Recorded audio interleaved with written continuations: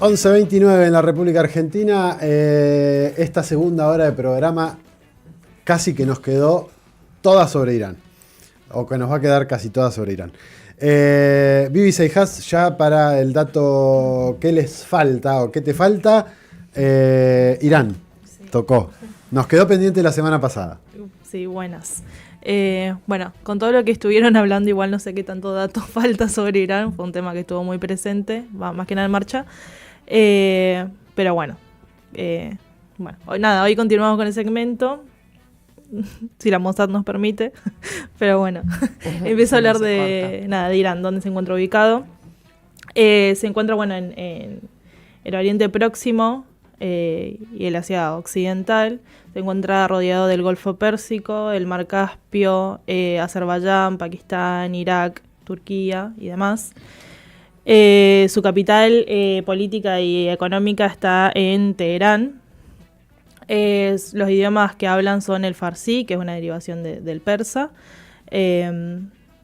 También una minoría habla kurdos o una derivación del turco. Uh-huh. Para empezar, por ahí este segmento, lo que me parecía recalcar es que voy a hablar básicamente de Irán como la República Islámica teocrática, que es, o sea, partiendo de la religión del Islam como el chiita. Bueno, y para esto me parece importante empezar a tirar dos datos del 1500, que en el 1501 es cuando se toma la decisión de transformarse en una monarquía, que en el 1509 es presidida por un emperador que impulsa justamente esta modificación del Islam chiita, que antes era predominante del Islam sunita en esa región. Básicamente... Recordemos que sunita es más que nada el Islam que está más presente en los países del Golfo, digamos, ¿no? Y después en Arabia Saudita, en Qatar y demás, tiene una línea más del Islam sunita. Irán es uno de los países que tiene mayor población del Islam sunita. El Islam sunita es el mayoritario, claro, en el mundo, es casi el 80% o un poco más del 80%. El restante es chiita. Cada uno tiene sus derivaciones, claro, hacia lo interno. Los alawitas, por ejemplo, como era Bashar al-Assad, es parte de una derivación del Islam chiita. Los talibanes son una derivación del Islam sunita. Y así podemos hablar de un montón de cosas. Pero bueno, es interesante marcar que es uno de los países que en el 1500... ¿500? Sí, 1501. Ahí es cuando lo que era Persia en ese momento empieza a tener mayorías chiitas. Ajá. Que no es un dato menor.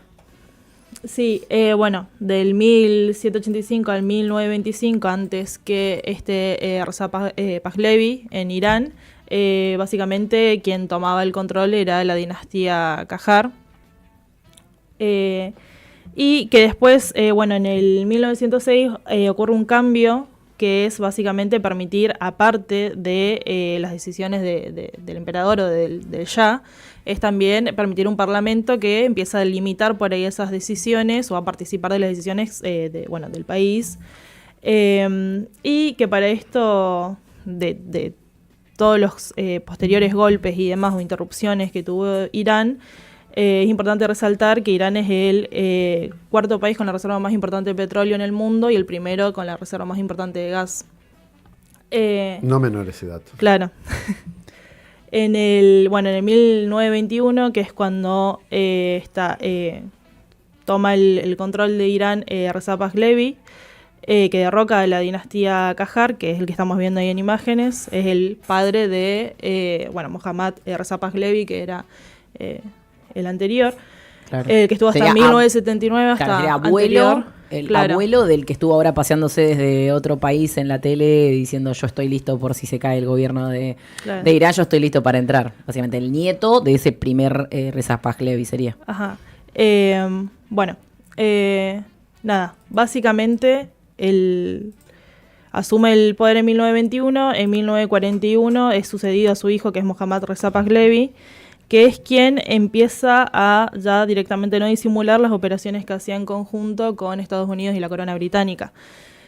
En esto implicaba básicamente permitir que la mayor exportación de petróleo y gas del país esté tratado por multinacionales que explotaban todos los recursos y aparte de llevárselos también se llevaban la gran parte de inversión, que una de las empresas más importantes en eso es la Anglo-Iranian Oil Company, que dentro de eso también se desprenden, esa es una empresa británica que operaba hasta el 1953 de esta manera, y de ahí también, bueno, se desprenden muchas otras empresas que se alimentaban de esto, que era, bueno, Shell, Gulf también, hay una empresa francesa, Compagne, francés de petróleo, y bueno, demás de Estados Unidos que justamente se servían del petróleo de Irán para también construir sus imperios.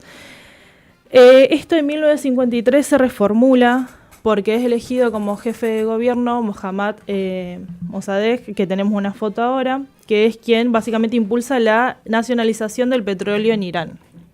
¿Qué pasa? Que cuando sucede esto, él es puesto como jefe de gobierno por Mohammad Reza Pahlavi, pero cuando empieza a tener estas propuestas en contra de las decisiones imperialistas y a, bueno, lógicamente tomar el control de los recursos de Irán y demás,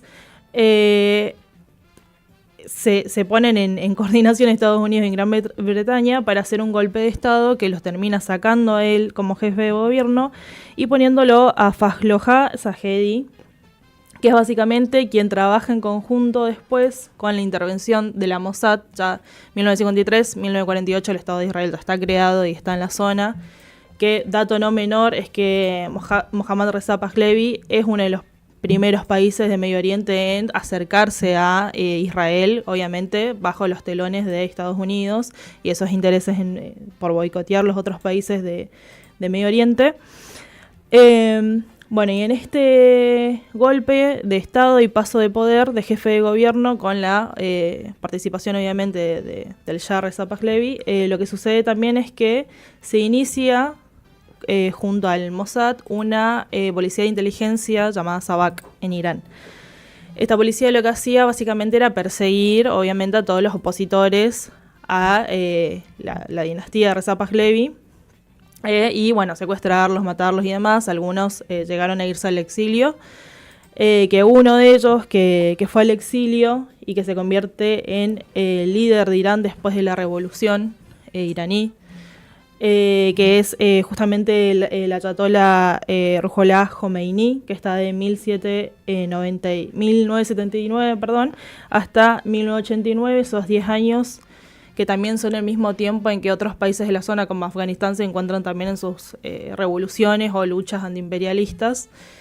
Bueno, él toma el poder de Irán y en eso muchas cosas también que se dan a conocer de operaciones que se hacían aparte de la exportación de los recursos y demás, era que Estados Unidos tuvo también influencia en la creación de los servicios telefónicos en Irán que permitían las escuchas a los ministros, y eso fue lo que después también permitió hacer el golpe de Estado a Mohammad Mossadegh, que era el que impulsó la nacionalización del petróleo. Que eso fue descubierto justamente en el auge de la revolución iraní, en 1978. Bueno, como nombraba, el ayatollah Ruhollah Khomeini se encontraba en el exilio en Irak desde 1964 por básicamente la persecución de Reza Pahlavi. No te lo puedo creer, yo pensé que era un país súper democrático, abierto, amplio y pro de derechos humanos hasta que llegó la revolución islámica. De hecho era el país más occidentalizado. De hecho, estaba prohibido. Las mujeres, ser opositor. Las mujeres, sí. Hay fotos de Irán. Hay fotos de Irán antes de la revolución, de mujeres en bikini, sin velos. Y de hecho, un dato a agregar a color de esto es todo lo que pasó después de precisamente la utilización del velo para taparse el pelo y demás. Fue una forma de resistencia y de revolucionar la lógica con la que se venía practicando la lógica civilizatoria que venían imponiéndole a Irán. Eso me parece que es un dato menor porque es una de las cosas que charlábamos la semana pasada, que nos quedó medio trunca, que después se convierte en el mito de la opresión. Cuando en ese momento surge como algo revolucionario. Ahora hay que ver si las mujeres quieren seguir teniéndolo o no, pero bueno. Es que por eso decía la cuestión esta de, ¿no? Cómo hasta se cuenta esa historia, ¿no? De que Irán era el país más occidentalizado y te muestran la foto de la bikini, ¿no? Mientras tanto, digamos, cualquiera que estuviera en contra de ese régimen, aparte que era una monarquía, o sea, no entiendo bien ahí la coincidencia entre democracia y monarquía, bueno, eso lo explicarán los europeos mejor que lo podemos explicar nosotros, pero, digo, era un país, digamos, totalmente opresivo y además totalmente vendido al imperialismo estadounidense. Sí, que en eso me hicieron acordar un dato que me salté, era justamente esto, que una de las reformas que hizo Mohammad Pahlavi durante su mandato fue reformar la Constitución en base a lograr un Estado secular que era libre de la religión y la cultura propia de la zona, bueno, tanto de el anterior imperio persa como de Irán en sí. Bueno, terriblemente patria, básicamente. Sí. En síntesis. En síntesis. Bueno, es bajo también el mandato del ayatolá Ruhollah Khomeini, que se convierte en la República Islámica de Irán, retomando justamente después de la revolución, volver a los valores del Islam chiita y volver a recuperar parte de la cultura que fue arrebatada por las grandes operaciones imperialistas en la zona.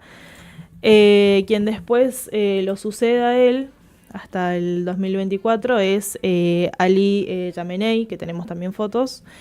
Y por más, aclaro algo, por más que por ahí me haya ido para el lado de hablar de ellos dos como los líderes máximos justamente, que son ayatolá ambos, lo que significa que sean ayatolás es básicamente que son el poder máximo de Irán, que toma las decisiones, no solo políticas, económicas, también de las Fuerzas Armadas, aparte de ser un referente de la religión y el que tiene como el poder máximo de predicar la palabra y hacer interpretaciones del Corán. No significa que no tengan presidente, tienen presidente.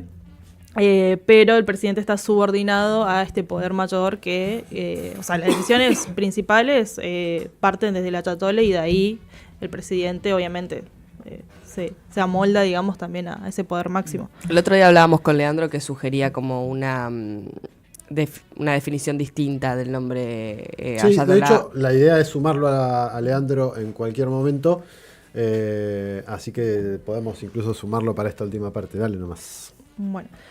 Para ir cerrando, me pareció importante eso, nombrar quién es el actual presidente, como para cerrar en ese contexto, que es Masoud Pezeshkian. Sí.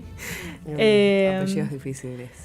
Y otro dato también, no menor, es que la bandera de Irán, la que conocemos hoy en día, cambia en la revolución iraní. Desde 1979 empieza a regir la nueva bandera que tienen, que es justamente retomándolo con el verde los valores del Islam.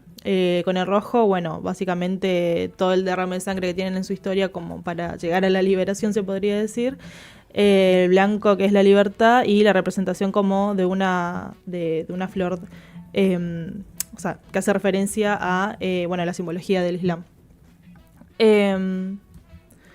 Y las notas que estuvieron pasando al principio era básicamente lo que iba a recomendar como dato de consumo, porque me parece que, no sé si es momento para sugerir capaz alguna película, siento que por ahí termina desviando el tema de toda la larga trayectoria que tiene Irán. Hay notas muy interesantes, tanto en Red Voltaire como la que escribió Nico también la otra semana en Revista Trinchera, como en Global PIA, que analizan, esta es una de PIA Global, que analizan los conflictos actuales. Esa de Revista Trinchera. Sé reconocer la estética de Revista Trinchera con solo verlo así en un segundo. Sí, que analizan no solo el conflicto actual de Irán-Israel, sino toda la trayectoria que es un poco en eso. Bien, lo sumamos entonces, como decíamos, a Leandro Bracamonte, analista internacional, iranólogo, además